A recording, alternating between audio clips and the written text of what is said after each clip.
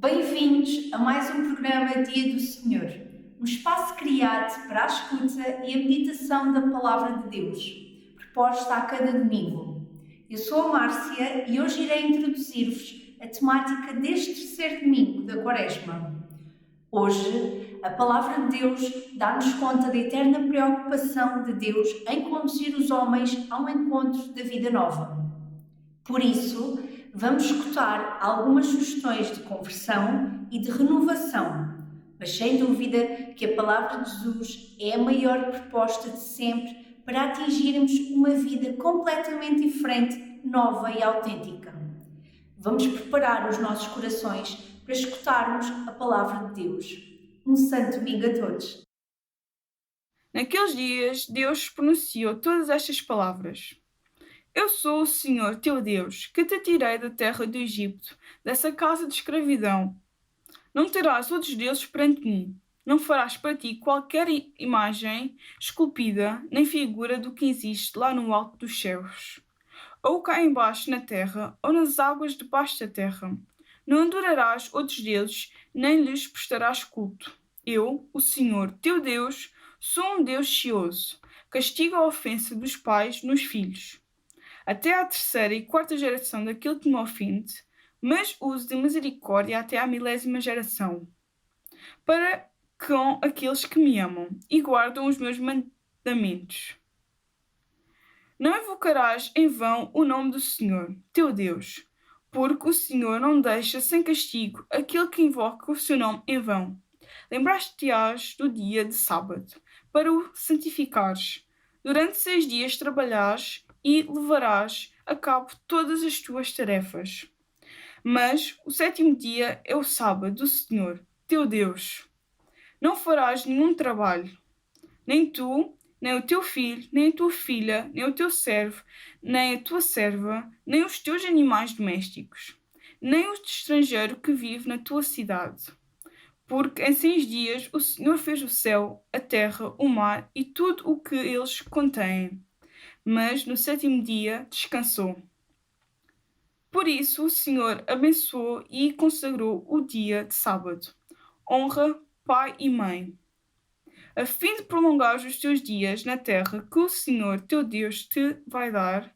Não matarás, não cometerás adultério, não furtarás, não levantarás falso testemunho contra o teu próximo, não cobiçarás a casa do teu próximo, não desejarás a mulher do teu próximo, nem o seu servo, nem a sua serva, o seu boi ou o seu jumento, nem coisa alguma que lhe pertença.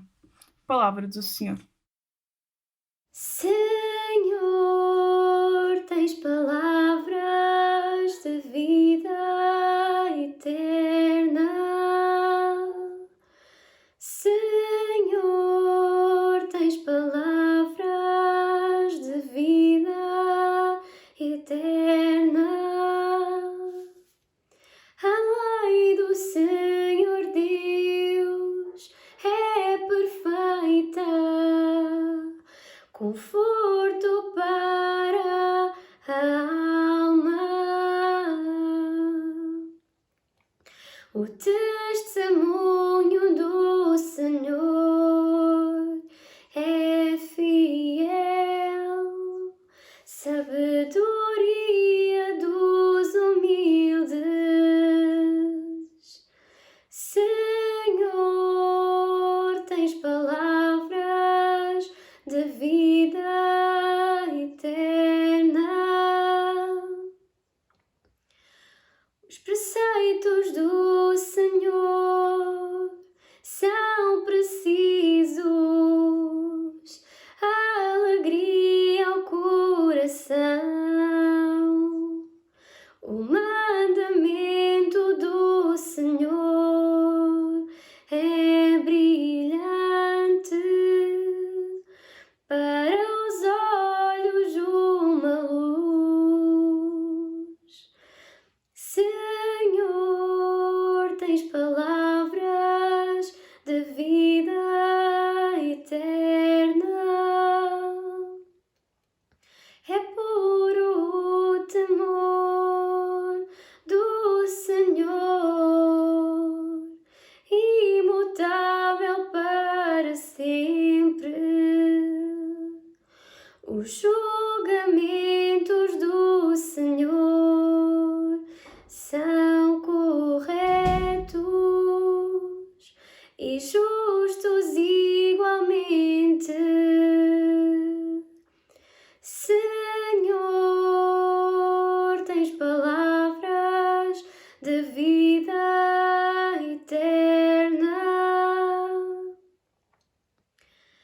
mais desejáveis do que o ouro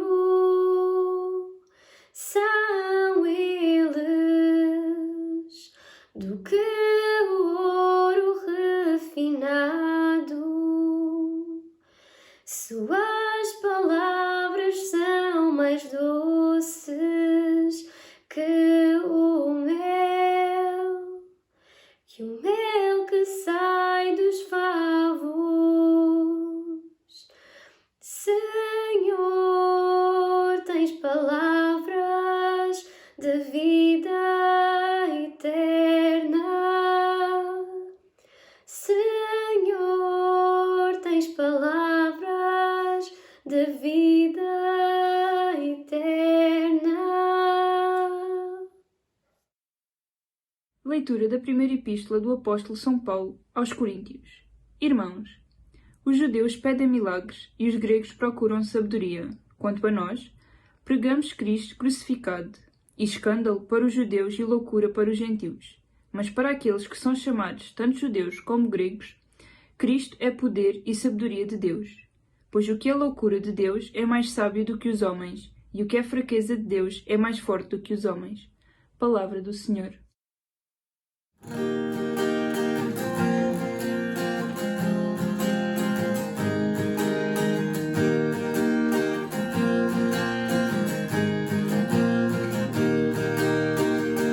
Glória e louvor a vós, Senhor.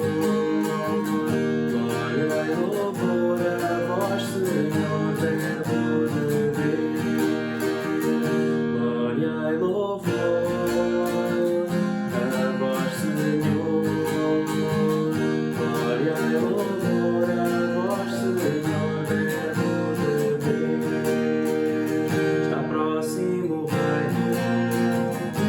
Arrependai-vos e acreditai no Evangelho. Glória e louvor a vós, Senhor. Glória e louvor a vós, Senhor, Verbo de Deus.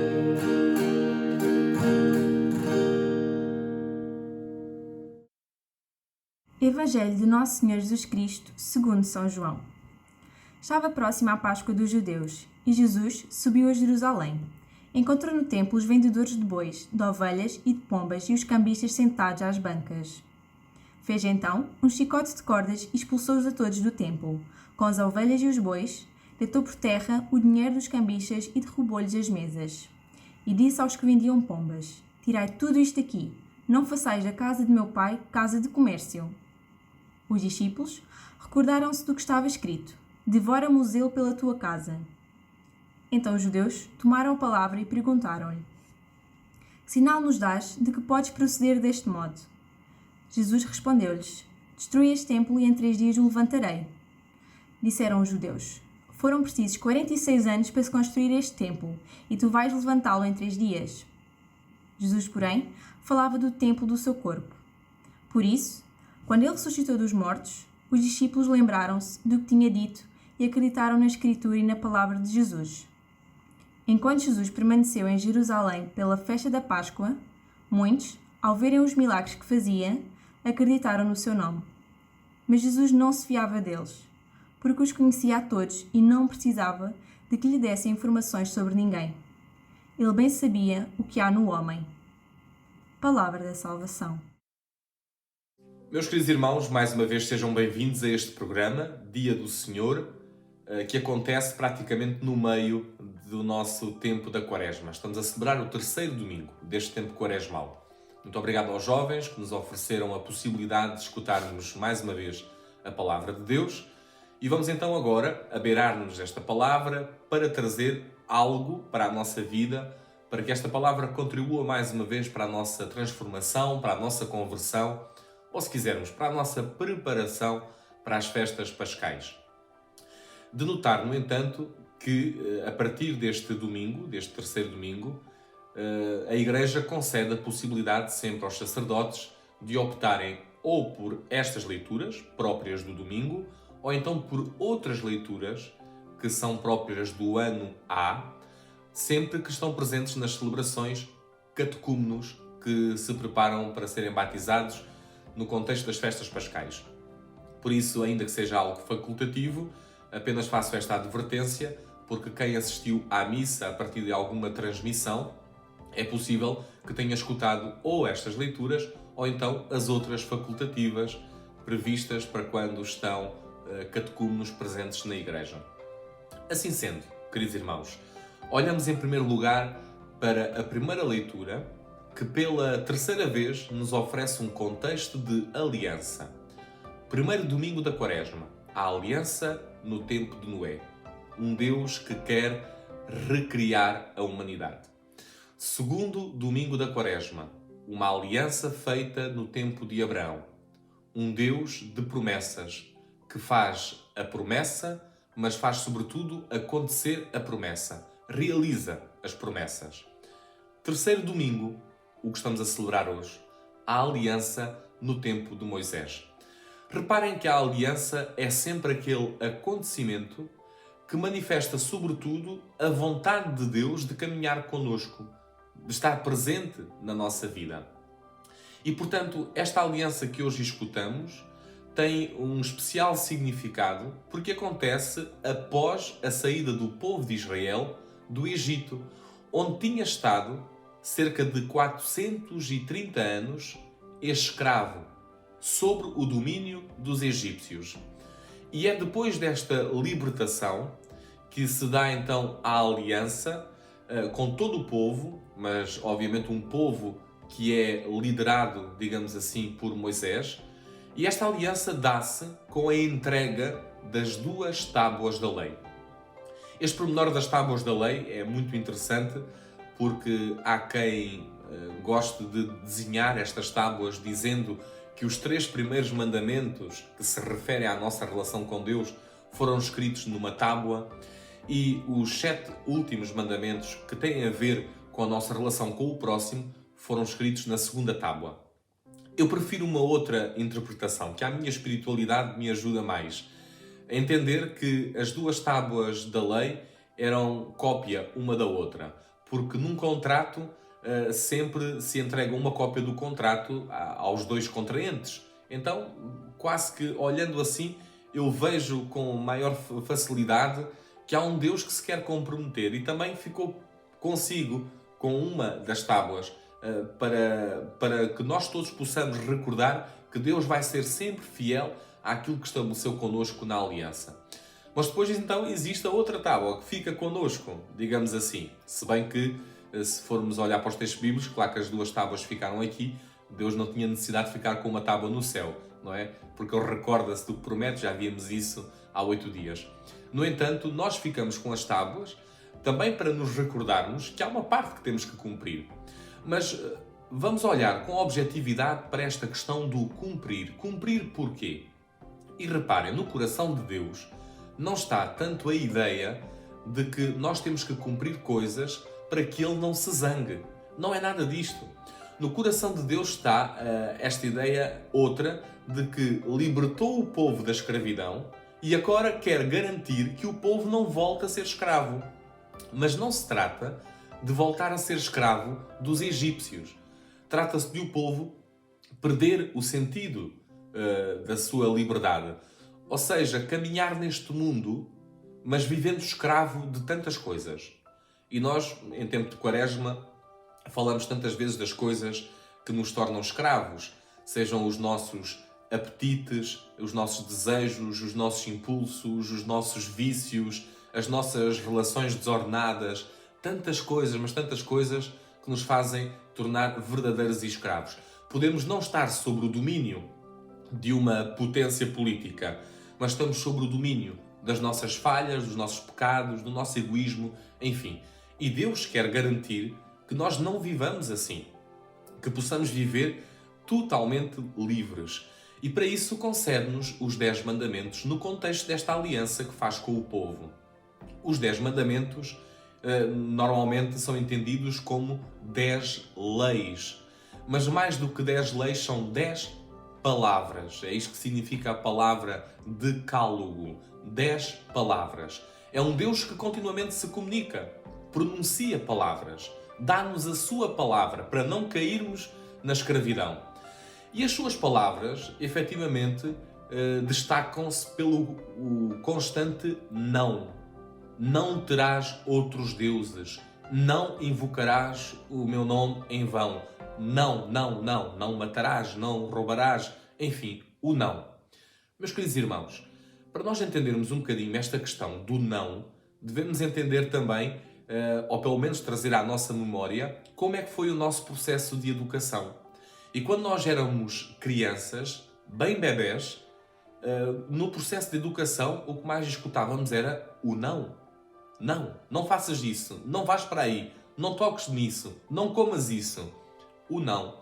Mas chega uma altura do nosso processo de educação em que aqueles que nos educam, pais, avós, quem quer que seja, já nos começam a dizer: faz isto, não é? Arruma o quarto, vai deitar o lixo, lava a louça, vai estudar, faz. Então, pode-se dizer que, no fundo, o próprio povo de Israel, acabadinho de sair da escravidão, compara-se um pouco a uma criança que, numa primeira fase do seu processo de educação, apenas precisa de escutar isto. Não. E isto basta. Mas o povo evolui. O povo vai-se construindo. O povo vai-se moldando à palavra de Deus. E é necessário, então, uma mudança na forma como Deus se comunica. Não que a primeira forma não tenha sido perfeita, era a necessária, mas porque o povo agora já tem um outro entendimento. E depois o próprio Jesus Cristo vai transformar estes nãos em sims. Faz isto. Ama.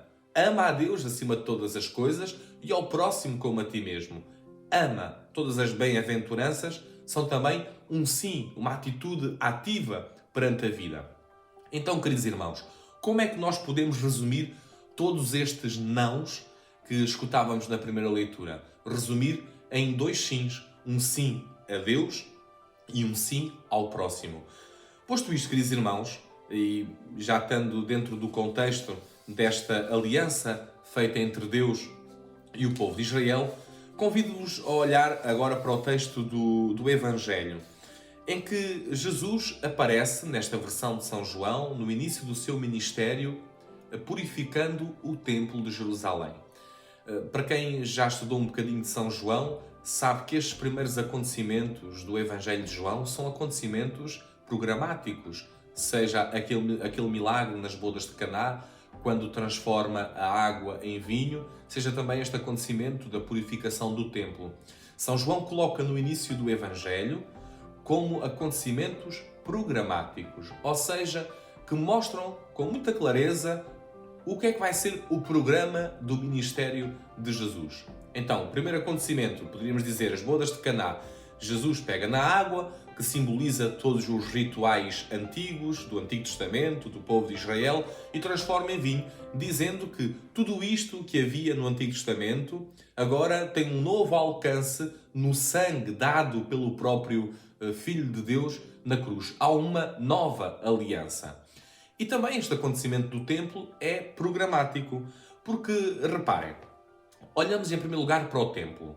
O templo era, para o povo de Israel, o centro, a referência do encontro entre o homem e o próprio Deus. Não é que Deus precise de casas de pedra para poder habitar, para nós podermos ir aí ter com Ele e encontrá-lo e estar com Ele. Nada disso.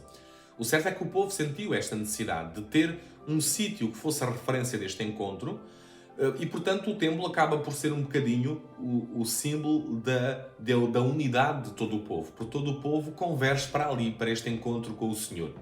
Já podemos ver, então, por isto, que o templo tem uma importância muito grande para o povo de Israel. E foi difícil construí-lo, cerca de 45 a 50 anos de construção do templo. Foi uma obra muito custosa e, portanto, podemos compreender a reação de quem está a escutar Jesus, que diz que destrói este templo e em 3 dias o irá reconstruir. Como é que isto é possível? Se todo o nosso povo demorou quase 50 anos a pôr este templo de pé, como é que tu agora dizes que vais pô-lo de pé em 3 dias se o destruires? Bom, meus queridos irmãos, antes de compreendermos estas palavras do Senhor, vamos ver o que é que se esperava do povo na casa de Deus, no templo. Esperava-se respeito, esperava-se devoção, esperava-se orações verdadeiras, coerência de vida, um louvor perfeito. Na casa de Deus espera-se tudo isto. Espera-se o quê? Que ali, no fundo, se recarrega as baterias para continuar a ser fiel à aliança. E Jesus entra no templo e vê que tudo aquilo que se esperava do povo não estava a acontecer. Tinham transformado o templo, a casa de Deus, numa casa de comércio. E, portanto, usa de toda a sua autoridade para pôr fim àquilo. É, no fundo, o que Jesus diz: este templo irá ser destruído e reconstruído em 3 dias.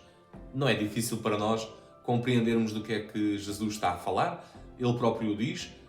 Aliás, o próprio narrador faz essa referência. Estava a falar do seu próprio corpo. E depois, mais tarde, quando ele morre e ressuscita, recordam-se então de todos estes acontecimentos e São João põe por escrito, porque sim, Jesus estava a falar daquilo que iria acontecer com ele.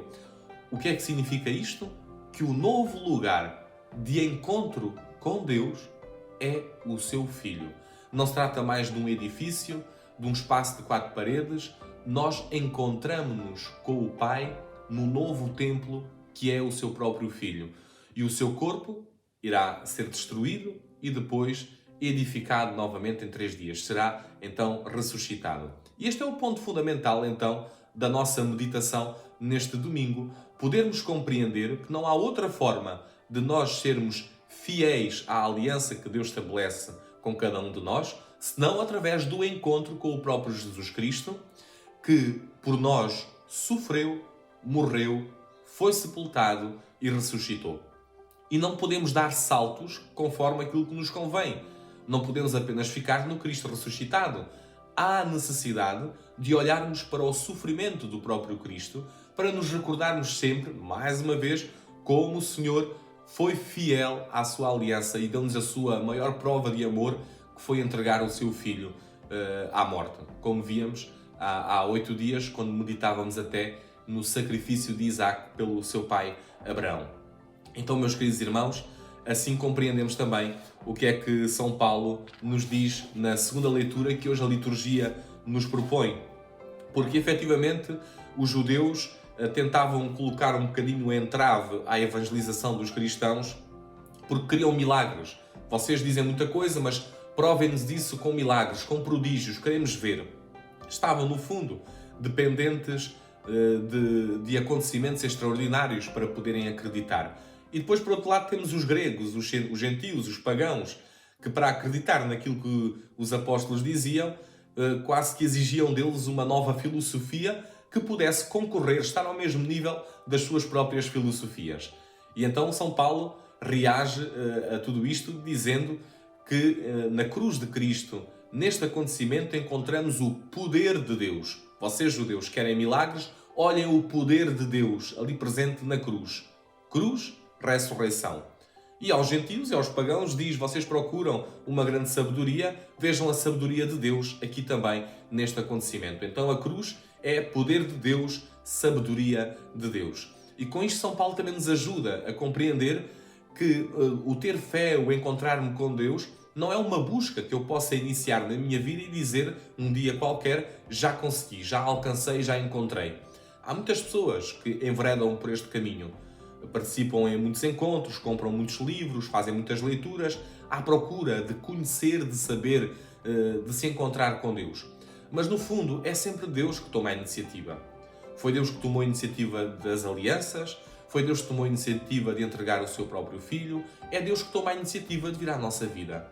Então de nós não se espera uma busca de uma coisa nova à nossa vida. Espera-se, sobretudo, a abertura total do nosso coração para aceitarmos Jesus tal como Ele é, com aquilo que Ele quer dar de novo à nossa vida, que é uma vida transformada, uma vida nova. Reparando, no entanto, também que no final da narração do Evangelho se diz que muitos acreditaram por causa dos milagres, dos prodígios que Jesus realizou naquela altura em Jerusalém. Mas Jesus parece que não se fiava deles, não tinha confiança neles. porque esta fé que depende destas coisas grandiosas facilmente enfraquece. E prova disso é que existem multidões atrás de Jesus por causa dos seus milagres, mas quando veem o fracasso do próprio Jesus na cruz, ali a morrer, abandonam-o. E ele fica praticamente sozinho. Nós não podemos fazer depender a nossa fé destas coisas. E o que não falta por aí, queridos irmãos, são cristãos que acreditam muito em Deus, mas certamente acreditam porque a vida corre bem. A vida corre bem porque têm, se calhar, o necessário, porque os filhos estão bem, todos com saúde, todos com trabalho. E estes cristãos, às vezes, passando por uma provação, põem tudo em causa. Não deve ser assim connosco. Todos nós sofremos desta fraqueza. Nos momentos de provação, confiamos muito no Senhor, que ressuscitou ao terceiro dia e por isso promete também a cada um de nós que depois de qualquer tempestade na nossa vida virá a bonança. Um santo domingo para todos. Espero que esta palavra seja portadora de esperança para todos vocês.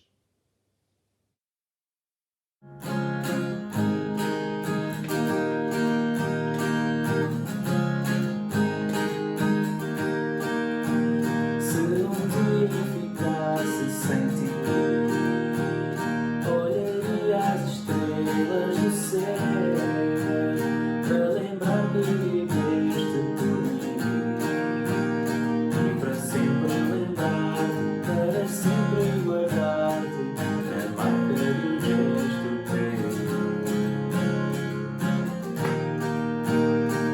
Renasce em mim, mostra como ama alguém que precisa de mim para mostrar o melhor que Deus tem. Renasce em mim, mostra como ama alguém que precisa de mim para mostrar o melhor que Deus tem. O que eu sinto não posso explicar. É difícil saber e dizer. O que eu tenho não posso negar. É aquilo que eu quero, é a ti que eu desejo e não vou abandonar.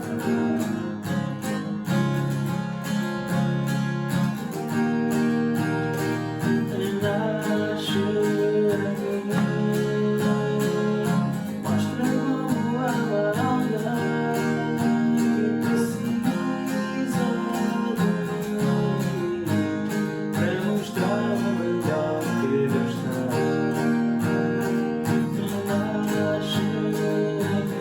mim, mostra como ama alguém que precisa de mim para mostrar o melhor que Deus tem.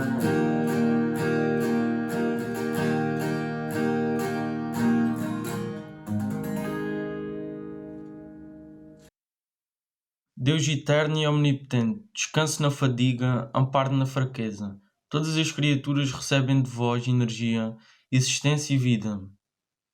A vós recorremos invocando a vossa misericórdia, porque continuamos a sentir a fragilidade da condição humana ao passar pela experiência de uma nova epidemia viral. A vós confiamos os doentes e as suas famílias. Curai-os no corpo, na mente e no espírito. Ajudai todos os membros da sociedade a cumprir o seu dever e a reforçar o espírito da solidariedade entre si. Amparai e confortai os médicos e os profissionais de saúde da linha da frente e todos os que prestam cuidados de saúde no desempenho do seu serviço. Vós que sois a fonte de todo o bem, enchei de bênçãos a família humana. Afastai de nós todo o mal e dai uma fé sólida a todos os cristãos.